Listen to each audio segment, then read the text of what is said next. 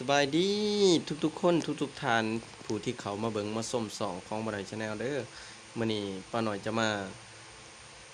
แบ่งปันเนาะวิธีการลึกประวัติการค้นหาใน Facebook เนาะก่อนอื่นเราก็คลิกบนค้นหาหลังจากนั้นเราก็คลิกบน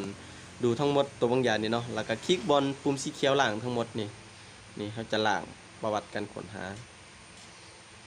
คลิกบนล่างทั้งหมดอีกเท่านึงเพียงเท่านี้เราก็สามารถลบสิ่งที่เราค้นหาได้แล้วเนาะหมายความว่า Facebook ใดที่เราเคยเบิ่งเคยส่องมันจะบ่มีเลยเพื่อเฮ็ดให้การค้นหาของเรามันจะบ่หลายเนาะก็ลบ80มันจังสะดวกสบายขอบใจพี่น้องที่เข้ามาเบิ่งมาชมหมดทุกคน